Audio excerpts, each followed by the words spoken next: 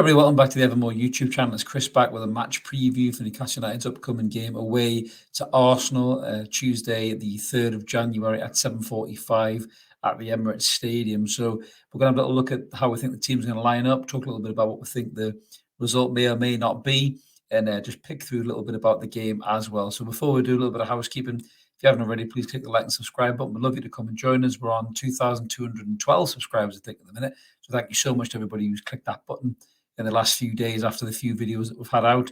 Really appreciate it. All free content. There's loads of room for you guys. Make sure you smash the button and come and join us at Evermore. So let's have a look at how we think the team may or may not line up in a minute. But obviously Newcastle are just off the back of a probably rather disappointing draw, I think, against Leeds at home in the piss and rain at St James's Park on New Year's Eve. It was frustrating. We're definitely the better side. There's no doubt about that. Leeds dug in, probably laid out a marker as to how a lot of what you would call the middle to lower end teams in the Premier League will play against Newcastle going forward. We used to be one of those teams. I'm so glad that we're not anymore, because it's just awful football. I was talking to my mate who's a Leeds fan, Phil, and he said that they are a terrible side, and they knew what they were going to be doing. Leeds United, they knew they weren't going to try and win at St James's Park. They're just going to try and contain and get a result. And Newcastle were there not too long ago, so I suppose we shouldn't really forget what it's like to be that way. But we're not that side anymore. We're a much better side now. And people are expecting us to take the game to Leeds, which we did try to do, but I think we were lacking a bit of quality. Obviously, I think the decision to not start Wilson and Maxi maybe bit us on the arse a little bit, because I think their quality might have won that game in the first half when we were on top and the chances that we created. But how do I think we're going to do against Arsenal? It's a really tricky one. This Arsenal in brilliant form, top of the league, and rightly so. Going to have a little look at how we think the lads are going to line up. So this is how I think we will line up against Arsenal. I did initially go with Maxi in the side, and me and Mark were talking about this, and Mark said, "Do you really think he'll play Maxi?" And the more I thought about it, the more I thought, no, actually, I don't think he will. I think he'll stick with Joe Linton on that left side of the front three. I think that the only change to the team against Leeds will be Callum Wilson coming in, and rightly so. Callum Wilson is light years ahead of Chris Wood as a centre forward. Chris Wood works hard, there's no doubt about that. But we don't play football to gear up to a guy like Chris Wood. It's only Trippier really puts the ball in the box. He didn't really manage to do that very well against Leeds. Your eyes aren't deceiving you. I do have Trippier in our side. There's been some real confusion doing the rounds, I think, that Trippier picked up a yellow card, obviously, against Leeds. And it's his 5th yellow card in total, but it's only his 4th yellow card in the Premier League. So he isn't going to be suspended for this game, which a lot of people thought was going to be the case. Maybe it's just a case of too much information overload. But if he gets booked against Arsenal, he will be suspended, for the Fulham game. So that'll be something that unfortunately will happen. And missing Trippier would be a huge blow for us. But thankfully, he will be in this game. But I think what Eddie Howe will do is he resist the temptation to start with Maxi. I think he'll go with Joe Linton in that front three, because Joe Linton can drop back into the midfield and pack that midfield out. Maybe make it a midfield 5 with Wilson as the lone striker when we're up against it. So I think he'll go with the front three of Joe Linton, Wilson, and Mickey.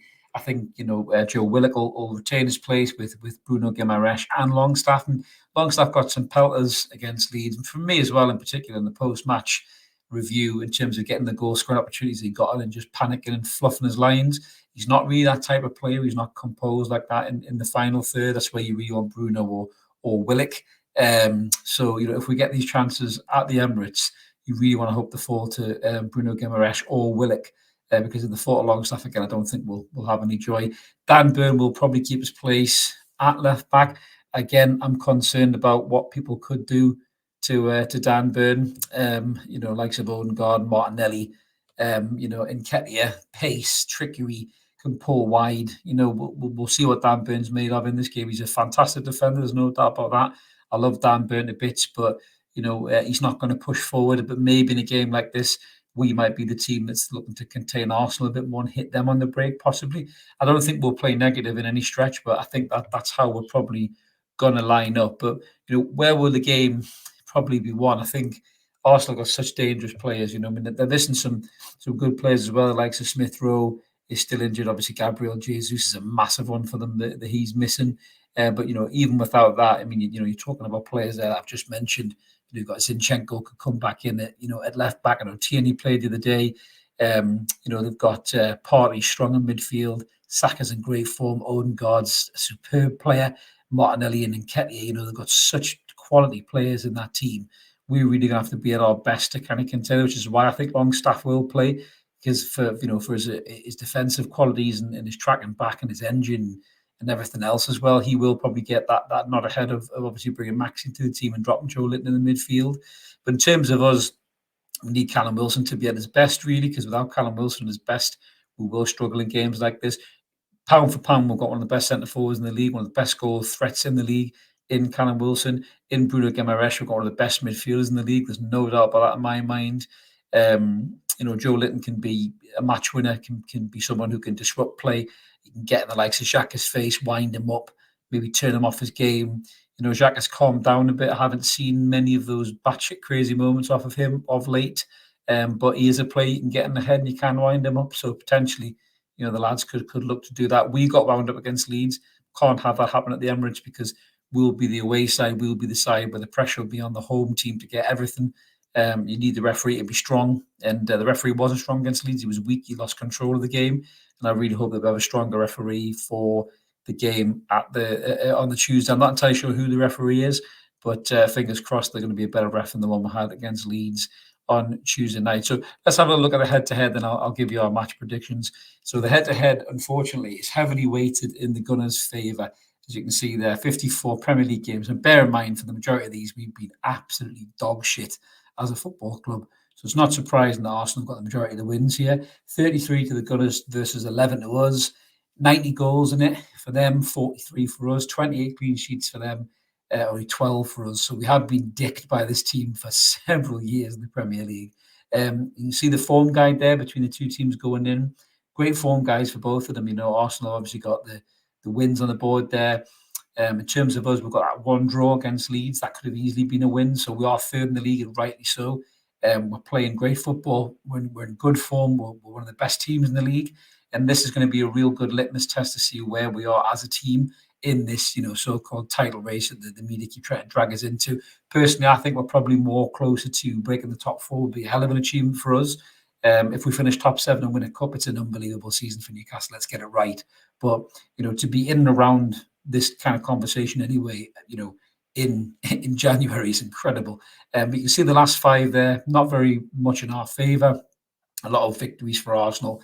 The 2-0 win that we had was at St James's Park, that unbelievable game when we screwed about the Champions League, which made their Amazon the documentary, which everyone found quite humorous in black and white shirt. But listen, it's going to be a tough game. There's no doubt about that. They're an unbelievable side. They're top of the league. They might win the title this season. They've got every right to win the title the way they're playing.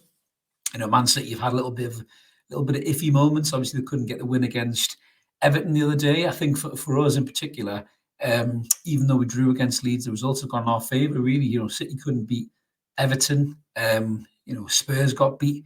Chelsea drew. So in terms of Newcastle United's charge in the top 4, despite the fact we couldn't seal a deal and beat Leeds, we're still very much in with a shout for it. So it's pretty good position to be in, to be fair.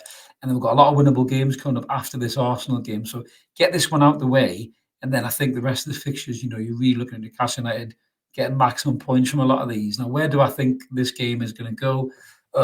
It's a tricky one. I've got heart and head scenario here, to be honest with you. My head says it's going to be one step too far for us. Arsenal have got too much quality.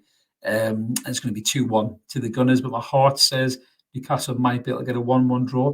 We're more than capable of it. We're a very good team on our day. We can go to these big grounds. We can play well.